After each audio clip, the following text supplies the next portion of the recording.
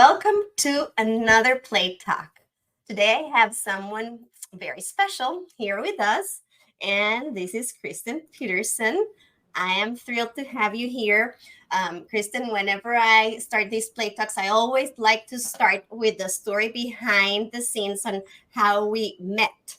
So basically, it was probably like 3 or 4 years ago when we were starting our accounts, and I found someone who thought the same way that I did, and somewhere in the middle, you just blasted and took off, and now you're super close with thousands of followers.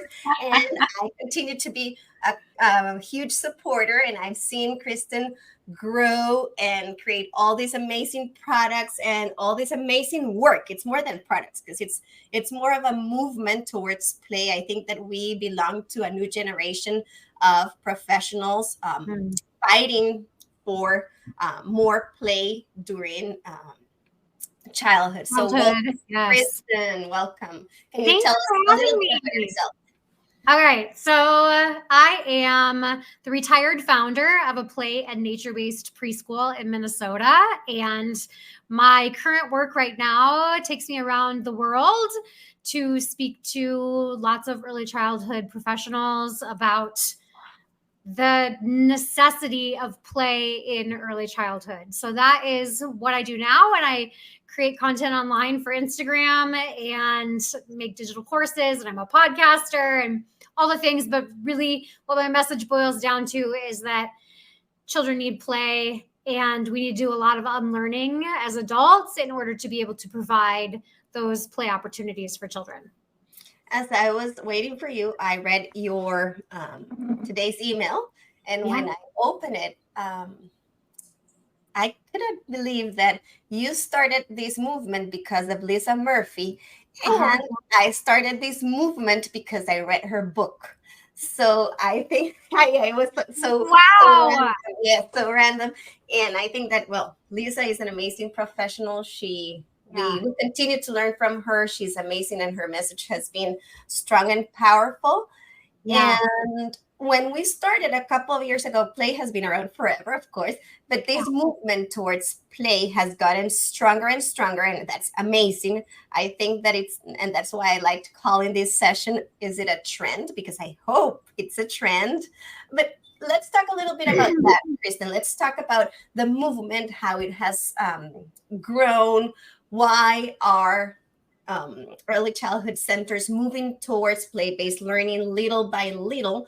And I always like to say that play is the way that we are rethinking education for the 21st century, even though we are already a quarter of a century into the 21st century. So let's talk about the start of this movement. Yeah. Okay. So I don't really know, I came into the play world 12 years ago, probably. So at that point in time, there was already a play movement started. I just didn't know it. So I think that there's always been pockets of people who know what is developmentally appropriate for young children and are fighting for it. The problem is that we have such a huge industrialized educational system that most of us grew up in, and that is all we know. And so I always say this, and it sounds kind of confusing, but we don't know what we don't know until we know it, right? So we didn't know growing up in those environments of really top-down, teacher-directed, industrialized settings, that was not developmentally appropriate for many people in those situations. So I think when people come to realize that, hey, I've started to dive into the research, and I'm seeing the research all points to this one thing, which is play. And we're not really doing that. I think once you kind of connect those two dots, you start to feel what are we doing then? And I think that that's what inspired me. So Lisa Murphy, I heard her talk. She was talking a lot about the research that backs all of this. And I'm well, why are we doing traditional crap if it's not developmentally appropriate? Where is this coming from? But it's because I didn't know. It was all I had been taught.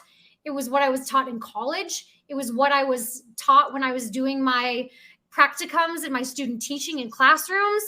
Like it all led back to like this traditional industrialized model. And it takes a lot of unlearning and like breaking up with and undoing in order to like rethink, rethink differently about what education can look like in early childhood and for all people, really.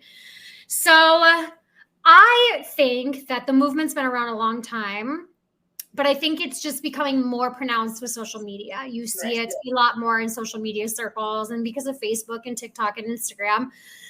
But also there is still so much out there that's geared towards like the traditional top-down method of teaching where worksheets are like a daily thing. And I hope that play-based learning is not a trend, because a trend is something that happens for a while and then fades off.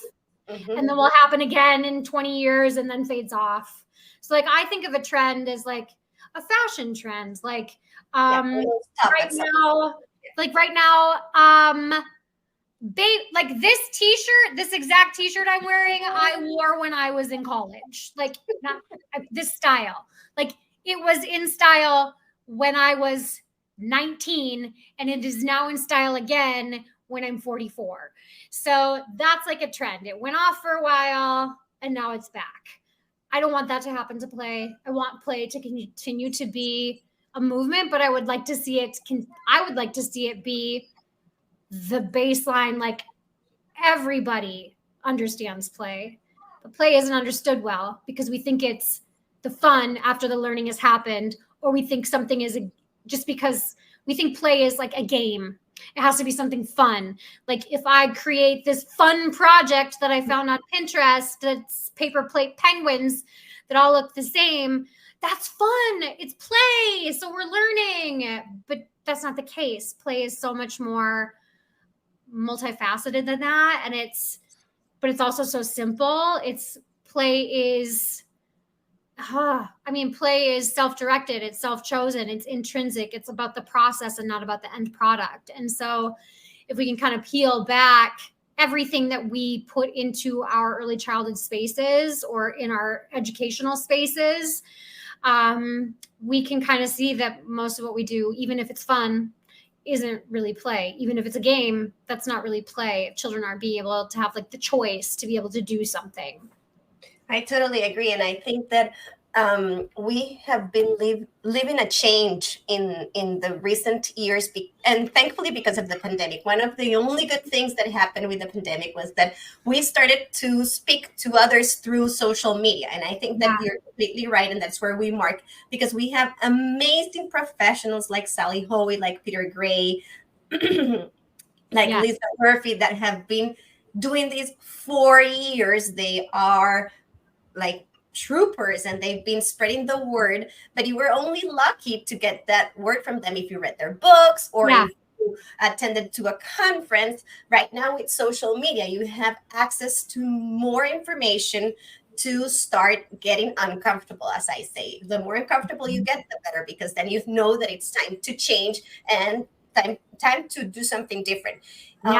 And I participated in her podcast a couple of weeks ago, and I'm gonna I'll drop the link here, but I really have a hard time multitasking. So once you start talking, I'll share the link. But in that podcast, we talked about my personal experience and how I've been an educator for years, and I know everything about developmental appropriate practices. I read the book, but I never connected the dots of developmentally appropriate practices to the things that they were teaching me and have me do when I became an educator, because it's a complete different hat. Like I went up to the world becoming a teacher, and it was time to sit crisscross applesauce and transitions and ring the bell and the centers, because that's how it looked like. And we didn't know anything different, and we all did it. And as I was reading your email, we all cut the different templates and we did the bulletin boards. And it's not about the judgment here. It's about that aha moment, which I had when I had my own children, of what am I doing wrong? This does not make sense. It does not add up. And that's how I started homeschooling in my garage, hopefully become a school at some point. And I talked to Kristen about the fact that play does not end. And I am brave enough to take over play in the elementary school years because we tend to only focus on the elementary years. But I think that play evolves with age until high school, and that every single learner and human being learns better through play. So Yeah. I also want us to really rethink the message, because play should not end by kindergarten. It Mm-mm. evolves with time and with age. You're completely right also about the trend, because we want this trend to be permanent, and Yes. we want children to play more and to learn through play. Actually, I don't know if you're familiarized with Harvard's playful learning research. A Uh, little bit, yes. I am a little bit. I haven't read through word for word everything, but have looked at like debriefs of some of it. Okay, so that's also a great resource that I'm going to recommend here, and I'll send you in the Yes. chat in a bit, because they Project Zero did a huge research about how we are not crazy and we're not coming up with just ideas, and it actually proves that play is necessary. Of course, through in elementary ages, play looks a little different, of course, because children change, their interests are different, but it's so much needed. Kristen, why did you finish? Why did you end your cycle with the school? What were you looking for? And by the way, that school was amazing. I followed. I think that I actually discovered you through that Oh, really? school. Oh, funny. Yeah. So the school that I founded is called Butterfly Hill Nature Preschool. I founded it in 2014. I think 2012 is when I decided I was going all in with it. And it took me about a year and a half to get it up and going. I was the director and one of the lead teachers for 8 years, and COVID hit. And I knew in my heart that the stage is where I belong. Like, I love being on stage. I love talking to people. I love sharing information with people. I have a passion and a fire for it. And I have an ability to motivate and inspire people. And so I think it was like, I don't know, 2 or 3 years into my being at the preschool, one of the lead teachers came to me, and she loved to follow a woman named Glennon Doyle Melton. So she's an amazing woman. She's a speaker. She has a podcast. She became well known through her blog, which was called Momastery. Anyway, she spoke on stages, and she's got a huge following, and people listen to her. And so Julie, my one of my lead teachers at the time, came to me and she goes, "You are going to be the Glennon of early childhood someday. Like, you are going to be on stages speaking, and that's what you're going to be doing for a living." And I was like, "Yeah, I am." And so COVID hit, and I just kind of like went all in on Instagram because I had time, and things just started snowballing from there. It opened up a lot of opportunities for me to go and speak in different places. And then I ended up like being able to quit my job and hand it over. It's a nonprofit. So we just I didn't sell the business or anything. It's still up and going. It's run by a board of directors. So I handed over the reins to Julie, that same gal, and she's the director now. And now my full-time job is teaching other people all about play all around the world. And I love it. And I feel like one of the biggest reasons that I wanted to be able to do this is because I want to share the message of play with so many more people, not just locally in my own community, but globally. And so I miss working with the children. I miss being in those spaces. I go back and visit. I get to go visit on Thursday this week, or Friday. I'm going Friday morning. But I know that my work is reaching so many more people in this capacity. So I totally agree. And that's kind of the reason why I also started creating all my courses, which it has been super funny because I started creating both in English and Spanish. yeah. But all of a sudden, only the Spanish content started selling, and I'm like, this is weird. But so I'm addressing the Spanish population as well, but I keep going with both audiences, because it's a message that we have to continue spreading. And I think that in the 21st century, we should collaborate like we do. And there's a great generation of professionals that like to work together, and that all together we're making a big impact. I have a question here from Terry, and I'm going to show it here. And it says, how to get parents understand. And I think that you have something for this. Do you have a course? Yes. Okay, so like, this is one of the #1 questions I get is, how do I get other people to understand? All of the people that are on the outside of the room, how do I get them to like drink the play Kool-Aid? How do I get them to understand? And so I did a lot of learning around this. I did a lot of learning around the psychology of change and how to get people to change. And the real, true, honest answer is you can't get people to change unless they're ready to change. Mm-hmm.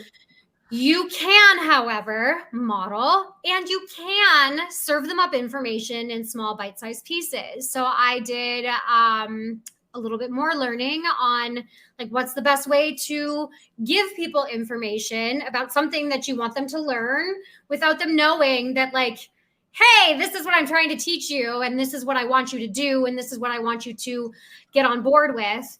How do we do that in a way that is not threatening to the other person? Because there's also psychology around, like, if you go hard at somebody with information and be like, this play, this is play, this is play, this is how we do it, no other way is right, like, we need to do it this way, people will get on their guard and they will go the opposite direction. Like, it is just like human nature. And so we have to do it delicately, lead with curiosity, and kind of like tippy toe in. So I actually created a whole entire year of information for childcare providers, early childhood educators, to serve up bite-sized pieces based on one topic a month. So I've learned that if you focus on one topic, so like, let's say we want parent/at-home caregiver/guardians. I don't ever use just the term parents, because sometimes it's an at-home caregiver, sometimes it's a grandparent. I use at-home caregivers. If we want the at-home caregivers to learn about, let's say, math and how children learn math through play, we're going to give them all of the information on just math in play for a full month.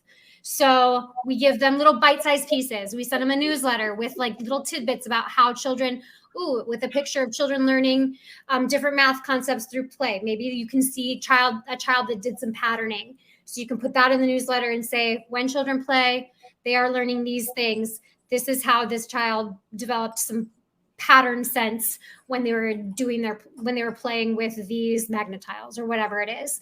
So there's a newsletter, there's a training for but is this in your website? I'm trying to so it's Play Provisions Club, it's called. So if you go to my courses I got it. That's where it's at. So you can actually buy 1 month. So you can buy a month with all of the resources for math and play. You get a training, you get a research digest. That's the best part. So like, I had somebody pull together all of the research about some really good research about math and play and how children learn math through play. And then they took little chunks out of that, of like quotes from the research, so that you can give that to parents, put that on social media, and then link to the actual research article. So all that's there, along with professional development for the staff in the room about how children learn math through play. And it's 12 topics of that. So you can either buy like one topic, or you can buy them all for a full year. You're set to go. You have all the information you need to get parents on board. And I think that also connecting to our history, because if we go back in time, that's where I come in also with my screen-free idea of how screens are also killing play. Back in our days, we used to go from school to home to play and play outside, and there was like, very rarely we watch TV, or it was a show that began and ended at some point. and that we didn't have immediate access Yeah, right you didn't have now. unlimited. Yeah.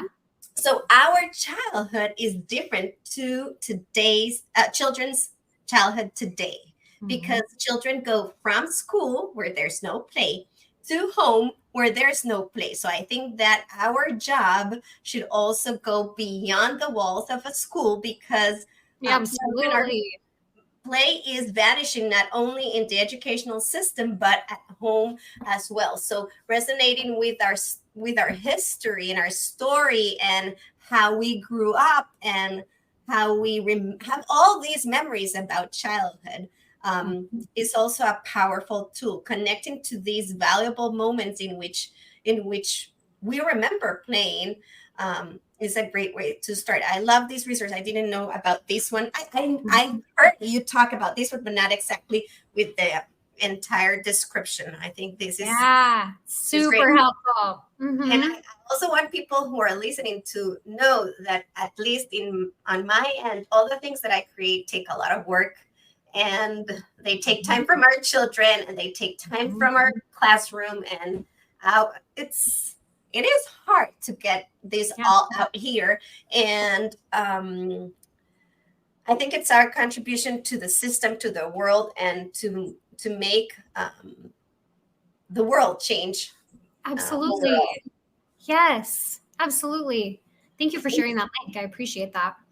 I have this other question here. What is the best way to get staff on board with being even more relaxed than we are? So maybe they have the mentality of like, it's just a free for all. I think that would, a really great way that a really great way that I helped my staff when I was teaching to really understand the learning that's taking place through play is to make it visible. So we went through this deep dive of documentation. So I had the teachers taking photos and little videos throughout the day. And then I gave the teachers like 15 minutes every single day to go and document learning. So they would take those photos, and then I would make them take our Minnesota Early Childhood Indicators of Progress, which are our benchmarks for early childhood education in Minnesota. And I would make them connect the standards to those photos and those videos, and then send that off to the parents or the at-home caregivers. And we did that every single day for a full school year. And when we did that, it really woke people up to being able to be play detectives and see the play that is actually, like, the learning that is actually happening through play. Because if you aren't observing and you're just sitting back and just letting children, do whatever, children are still learning. However, it's so much more intentional, the experiences that you can give the children when you sit back and you observe, and then you connect the learning that's happening to like your state standards, the learning that's happening through play. So I would say do like a deep dive on documentation, make documentation panels about certain areas of the room that the children are really engaged in. Modeling is like the best thing that you can do in those situations is model, because again, you can't change somebody's mind. And a lot of times if you're kind of on that even playing field where you're all teachers together, and some teachers are way relaxed and just kind of like sitting back and not observing and not really like pushing the envelope forward and being those facilitators of play, they might start to get like, if you're trying to teach them, they might be like, well, who are you to teach me? And they're going to go the opposite direction. So I would say model, and also like do some documentation so they can see it. And I think once people start documenting, they realize that play is like so magical. And like once you start seeing it, you can't unsee it. And it's like this whole new world of like, whoa, look at what these children are learning while they're doing this. And it becomes like awe-inspiring almost. And I also think that we have this load that the system adds to us, and that we add to ourselves, of we have to perform, we have to cover the standards, we have to cover the skills. And we don't realize that we can cover the standards and we can cover the skills if we plan for meaningful play experiences that will reunite all these concepts. I think that we tend to just cover thing by thing, like check your boxes, because that's how we learned, that we get so nervous and there's so much pressure behind our shoulders coming from the school system that I also understand teachers, but it can be done. I think that there's a great load of professionals out here, you, me, that are sharing lots of constant feedback for free. These events are free. Yeah. People can actually get started. I have a lot of good questions here, Kristen. So I have this one, and I would love to answer this one. This one says, what does play look like in middle school and high school? And I love this because in my perfect world, we're going to dream how it would look like. And this is how I hope it looks like for my children when they get there. I see a lot of interests being met, because I think that by middle school and high school, you already know what you want. But why stop art? Why stop tinkering? Why stop board games? Why stop challenges? Why stop, like nowadays they love video editing. Let's teach them how to do fun stuff with all these things. Can you imagine that? I mean, if I ask all of you right now, all of you who are listening and watching, how do you like to play? That same answer would apply to that middle schooler and high schooler. But we are so immersed in all these academics that academics are really important, but it could be taught as projects, as experiences that you will remember. Like if I ask you, Kristen, what do you remember about fourth grade? You're probably going to tell me about that one teacher that did that one hands-on activity that you will never forget. So absolutely. I think that we know how play looks like. We just pretend not to know. And as just the cherry on top, limiting that screen time and social media is crucial for this play to happen. Absolutely. Can I add in on this question a little?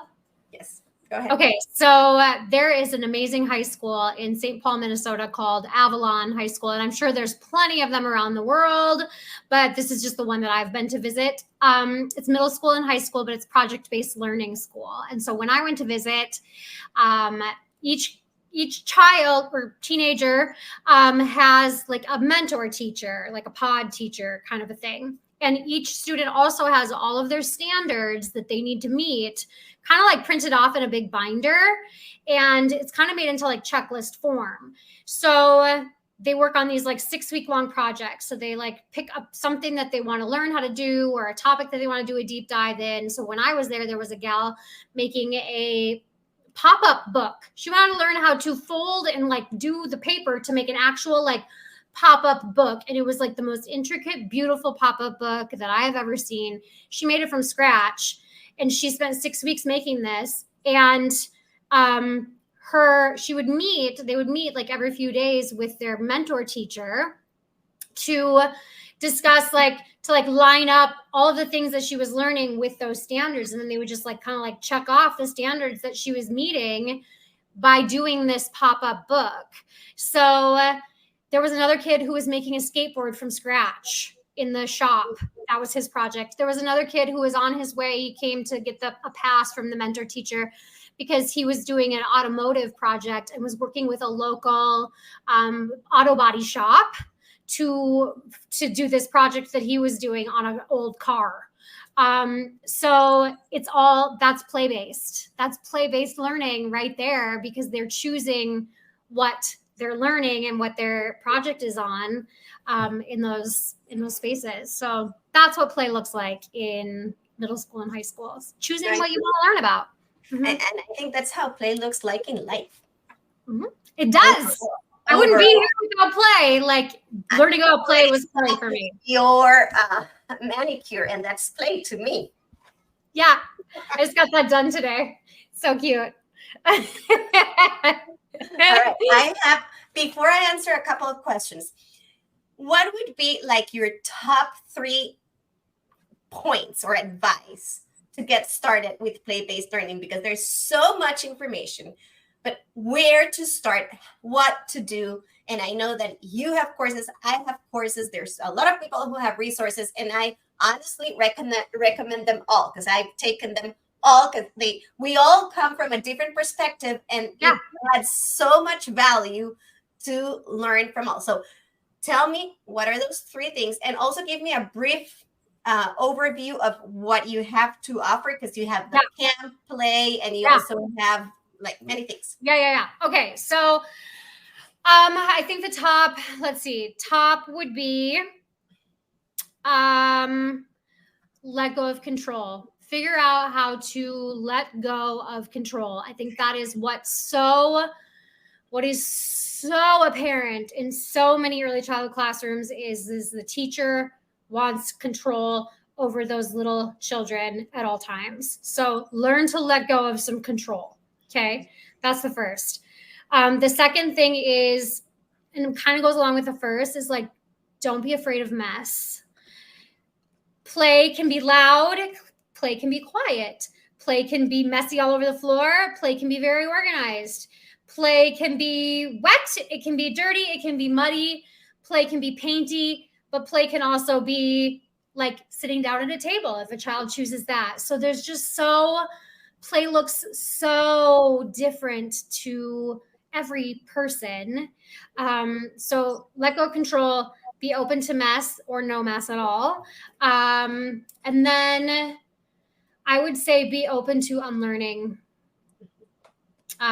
Be open to reflection, because you have to do a lot of reflection on your own stuff in order to really give children that environment of play. I mean, there's so much more. And that's just what I thought of on a whim. One of the things that I just actually created a coupon code for everybody. If you want to learn more about play, I have all things play-based learning in my play-based learning masterclass. It's called Camp Play for the next 48 hours. If you use the code 147OFF of my Camp Play program, you get $147 off. And it is all things play-based learning in one spot. So you don't have to go to like a million different places and pull information from like a whole bunch of things. You can get started right in one spot. It's like 35 videos. You get my parent handbook that I made for my program. It's Camp Play. Yep. So it's just KristenRBPeterson.com/campplay. There you go. Yeah. So 147 off. And you get $147 off, but it's only for 48 hours. Little flash sale for y'all. I am multitasking here. You are. I know. You're so good at this. I'm like taking lessons. I'm like, I like this StreamYard. Going back and forth, but I like this platform because we can give a lot of value and information to all the people who are listening. Let's see, what else do we have here? I have a good one here. Let's see what you have to say about this one. At the school that I work at, Admin is starting to move towards a play-based, but especially at the kindergarten level, they keep pushing the academic learning worksheets. Okay, how do you show that play-based? Because there's another one here. Oh, is the learning and enough and magical? Documentation is going to be the best way to show anybody outside the room that play is learning and play is magical. So taking photos and videos of children in play and then connecting those things to the things that they're actually learning. So connecting them to your state standards and making that visible to the people on the outside of the room, whether it's through Instagram or a closed Facebook group or through all of those apps that people use to show people what's happening inside the classroom or inside the program. I would say documentation is going to be your best friend to be able to like show other people what children are learning. Check this one out. My daughter wants to be an educator. However, she wants to learn to teach not from the traditional methods, but from this style. What would you recommend she study? Very hard. Very hard, because we cannot not recommend going to an undergraduate program, but we have to really do your research to find the right fit. Yeah, you do. There are programs. So here's what I would do. Connect with, there's a woman named Heather Burnt Santee. She is that early childhood nerd. She teaches at the college level, and she teaches about play. I know she uses some of my resources in her class.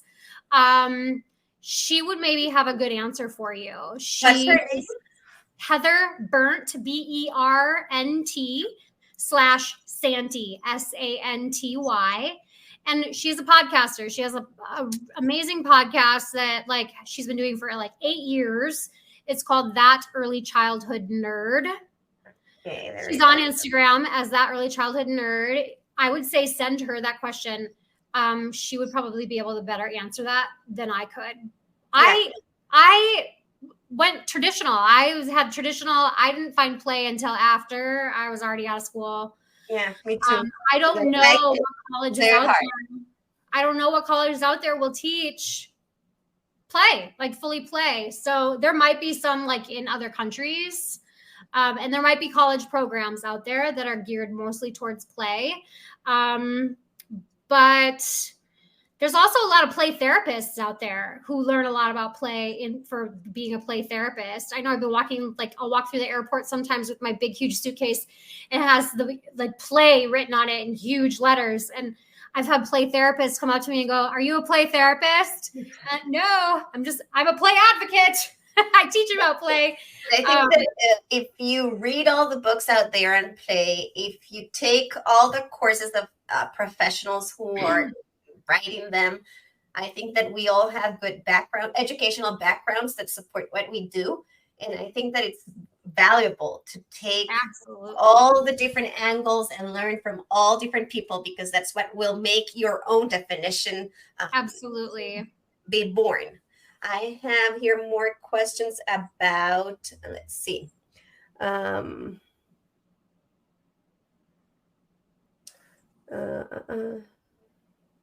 This one, we kind of already answered this one.